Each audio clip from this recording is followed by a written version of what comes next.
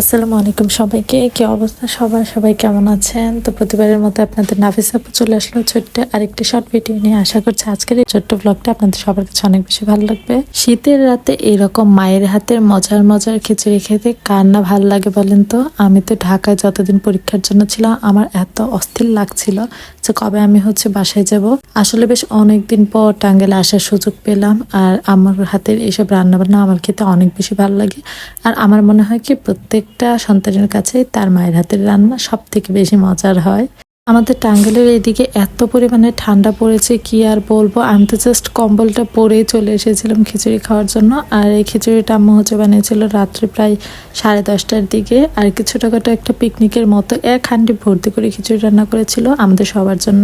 বাসায় আসলে আমার খাবার দাবারের পরিমাণটা অনেকটাই বেড়ে যায়। আমি দেখা যায় যে ঢাকায় আমাদের বাসায় থাকি বা হোস্টেলে যেখানেই থাকি না কেন, আমি খাবার দাবার এতটাও ঠিক টাইমে খাই না। আর আমার হাজব্যান্ড যখন অফিস থেকে আসে তখন দেখা যায় একসাথে খাওয়া হয়, তাছাড়া খুব একটা এরকম দেখা যায় না।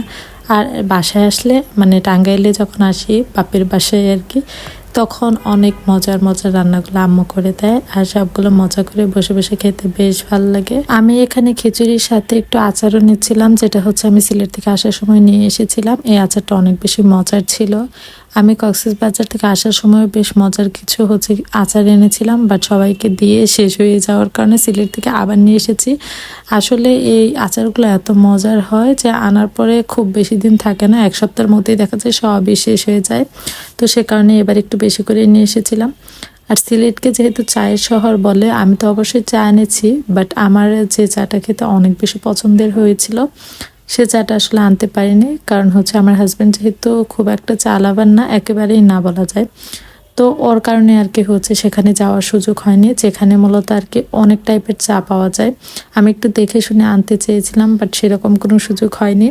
তো তারপর বেশ কিছু প্যাকেট গ্রিন টি আনা হয়েছে। বাট আপনারা তো সবাই জানেন গ্রিন টির টেস্টের সাথে তো আসলে রং চায়ের টেস্ট কখনোই মিলবে না। এভরিওয়ান, কি অবস্থা সবার? চলে আসলো তোমাদের নাফিসা আপু তোমাদের জন্য ছোট্ট আর একটি শর্ট ভিডিও নিয়ে। তো আশা করছি আজকের ছোট্ট ব্লগটি তোমাদের সবার কাছে অনেক বেশি ভালো লাগবে। তো আমার এই ভিডিওটা আপলোডের কথা ছিল না। আজকে আমার চন্দ্রমল্লিকা ফুল পরে নতুন যে একটা শাড়ি এসেছে, সেই শাড়িটা পরে কিন্তু খুব সুন্দর একটা ভিডিও আপলোডের কথা ছিল।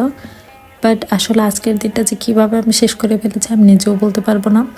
একটু বেশি ঠান্ডা লাগার কারণে আজকে আসলে শ্যুটটা আর করতে পারিনি। ভেবেছি যদি কালকে আর কি সব কিছু ঠিকঠাক থাকে তো চেষ্টা করব। আসলে কি যে একটা অবস্থা হয়েছে, আজকে মেবি আমার ভিডিওটা করা উচিত ছিল, কারণ কালকে যে সময় পাবো সেটারও কোনো গ্যারান্টি নেই। তার জন্য মনটা একটু খারাপ হয়ে যাচ্ছে, কারণ না হলে তো ফুলগুলো একদমই নষ্ট হয়ে যাবে।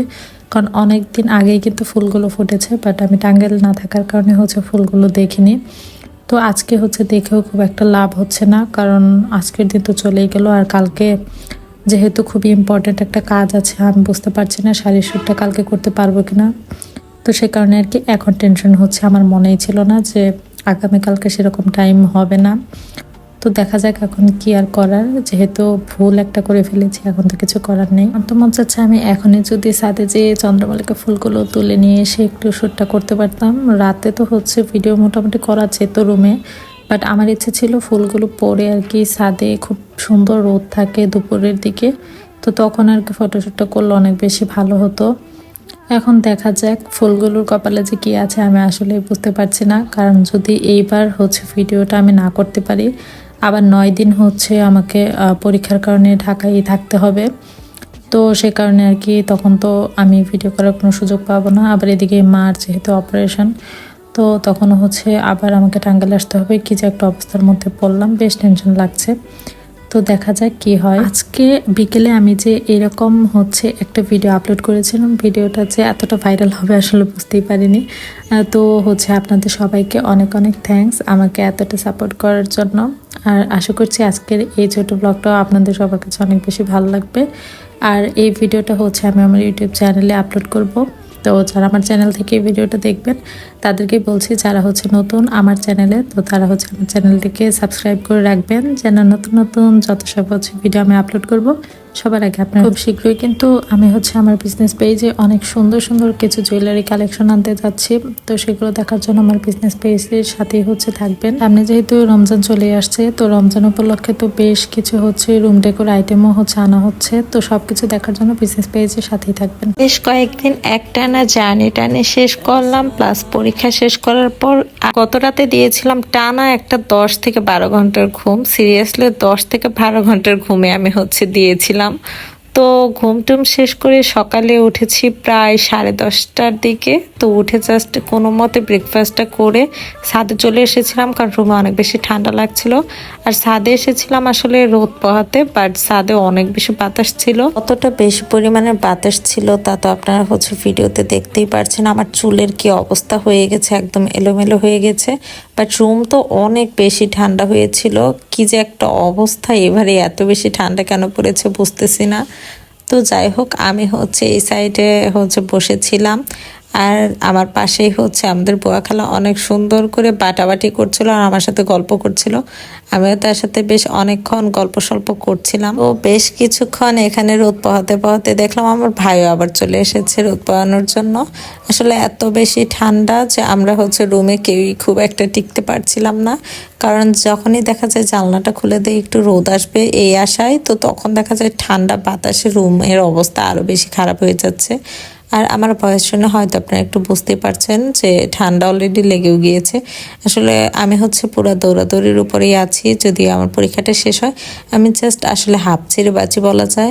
কিভাবে যেন দেখতে দেখতে 3টা বছর চলে গেল অনার্সের। তো যাই হোক, ফার্স্ট ইয়ার শুরুটা এত বেশি মজা করেছিলাম, এখানে বসে বসে আসলে আমি সেই কথাই ভাবছিলাম। তো যাই হোক, তখনকার জানুয়ারি ফেব্রুয়ারি মাসটা এত বেশি মজার ছিল কি আর বলবো, কারণ তখন হচ্ছে নতুন নতুন ভার্সিটিতে ওঠার যে মজাটা সেটাই আর কি এনজয় করার চেষ্টা করছিলাম। আর এখন তো হচ্ছে দেখতে দেখতে সময় শেষের দিকে, তো কিভাবে যেন 4th ইয়ারেও চলে এসেছি। যদিও হচ্ছে আর 2-1টা পরীক্ষা বাকি আছে, তারপরে আর কি ইনশাল্লাহ 4th ইয়ারে চলে যাব। আর হচ্ছে খুব সোন এই পড়াশোনার ঝামেলাটা শেষ হলে বাঁচি আর কি, তারপর মন দিয়ে সংসারটাও করতে পারবো। আমার কাছে শীতের শুরুটা একদম ভালো লাগে, নভেম্বরের লাস্টের দিকটা, আবার হচ্ছে ফেব্রুয়ারির মাঝামাঝি থেকে আমার কাছে বেশ ভালো লাগে, কারণ ফাল্গুনের একটা আমেজ চলে আসে ফেব্রুয়ারিতে। তো সেই সময়গুলো আসলে অনেক সুন্দর থাকে।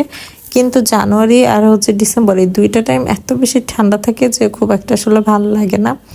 তারপরে হচ্ছে সবকিছু মিলিয়ে আর কি দিনগুলো বেশ ভালোই যাচ্ছে। কেমন আছেন? আশা করছি সবাই অনেক বেশি ভালো আছেন। তা বেশ অনেকদিন পর কিন্তু আপনাদের নাফিসা আপু চলে এসেছে ছোট্ট একটি শর্ট ব্লগ নিয়ে। আশা করছি আজকের এই শর্ট ব্লগটি আপনাদের সবার কাছে অনেক বেশি ভালো লাগবে। এবার ঢাকা থেকে আসার সময় মনে হলো যে একটা ওভারকোট কেনা উচিত, কারণ এবার কিন্তু আগের তুলনায় বেশ অনেকটাই ঠান্ডা পড়েছে। তো ওভারকোট ছাড়া চলছিলই না, তো সে কারণে আর কি সুন্দর একটা ওভারকোট কিনে নিয়ে এসেছি। আর এটা দেখার পর তো আমার ভাই বারবারই বলছিল আমাকে নাকি একদম ফরেনারদের মতোই লাগছে। আর এই ওভারকোটটা আমার কাছে অনেক বেশি পছন্দ হয়েছিল, কারণ এটার কালারটা খুবই মাইল্ড ছিল। আমার আবার হচ্ছে অনেকে দেখা যায় রেড কালার বা হচ্ছে ইয়েলো টাইপের কালার অনেক বেশি পছন্দ করে, আমার আবার সেরকম ওই কালারগুলো পছন্দ না। তো যে কারণে হচ্ছে আমি এই কালারটাই নিয়েছিলাম। তো যাই হোক, এখন হচ্ছে মজার একটা খাবার খাচ্ছিলাম। পাপড়ি কিন্তু ছোটবেলা থেকে আমার কাছে অনেক বেশি পছন্দের একটা খাবার, আর বড় হওয়ার পর তো আবার হচ্ছে পেয়েছি, আবারও সে আগের মতো খাওয়াই শুরু করেছে একদম। আসসালামু আলাইকুম সবাইকে, কেমন আছেন সবাই? আশা করছি সবাই অনেক বেশি ভালো আছেন। এটা হচ্ছে আজকে সকালের ভিডিও। তো আজকে হচ্ছে আমি আর আমার রুমমেট একসাথেই হচ্ছে বাসায় চলে যাচ্ছিলাম। একদম সকাল সকাল ঘুম থেকে উঠে দুজনেই হচ্ছে রেডি হয়ে কাঁপতে কাঁপতে হচ্ছে আমাদের হোস্টেল থেকে বের হয়ে পড়েছিলাম। তো যাই হোক, এখানে আমরা হচ্ছে বেশ মজা করছিলাম, কিছুটা হচ্ছে স্ন্যাপ নেওয়ারও চেষ্টা করছিলাম। গিয়েছিলাম মাত্র একদিনের জন্য, আসলে আমার একটা পরীক্ষা ছিল। তো পরীক্ষা শেষ করার পর রাতে হচ্ছে আমরা এত বেশি মজা করেছি, সারা রাত বলতে গেলে আমরা ঘুমাইনি। আমরা হচ্ছে মজা করে পিঠা খাচ্ছিলাম, আবার হচ্ছে ও সব ধরনের হচ্ছে নেল পালিশ গুলো এনে দিচ্ছিল যে আমি যেন হচ্ছে দেই। যাই হোক, আর বাসায় আসার জন্য ভাবলাম যে একটু রিল্যাক্সে যাব, তার জন্য 2টা সিট নিয়ে খুব বেশি শান্তি করতে করতে আসছিলাম। বাট মাঝখানে হচ্ছে রাস্তায় বেশ ভালো একটু গ্যাঞ্জামের শিকার হয়েছিলাম। আসলে ফার্স্টে আমাদের বাসটাতে কি যে হয়েছিল বুঝলাম না। প্রথমে হচ্ছে পুলিশে ধরে 1 ঘন্টা হচ্ছে ওয়েট করতে হয়েছে সেখানে, মানে হচ্ছে বাসের মনে হয় কাগজপত্র নিয়ে কোনো একটা ঝামেলা ছিল। তো সেই কারণে বেশ অনেকক্ষণ সেখানে হচ্ছে থেমেছিল। আমি কিন্তু অনেক ভোর টাইমে আর কি রওনা দিয়েছিলাম। তারপরেও আর কি আসলে লাক ফেভার করেনি হয়তো, যার কারণে আস্তে আস্তে প্রায় হচ্ছে 1:30টার মতো বেজে যায়। গাজীপুর পার হওয়ার পরই মেবি মৌচাক সাইডে সেখানে গার্মেন্টস কর্মীরা হচ্ছে রাস্তা ব্লক করে দিয়েছিল। তো তারপর পুলিশদের সাথে বেশ একটা ঝামেলা হয়েছিল, তো আপনারা তো দেখতেই পাচ্ছেন।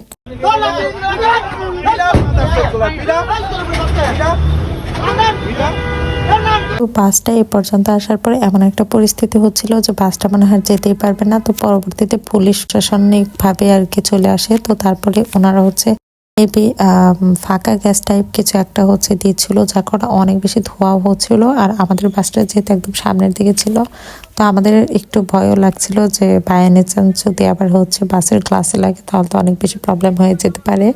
আর তারপর হচ্ছে সেই কর্মীদের ইচ্ছা মতো পুলিশে মেরেছিল। তো এখন কি আর বলবো, আসলে পরিস্থিতিটা আমাদের দেশের এখন এইরকম, কখনোই দেখা যায় নর্মাল থাকে না।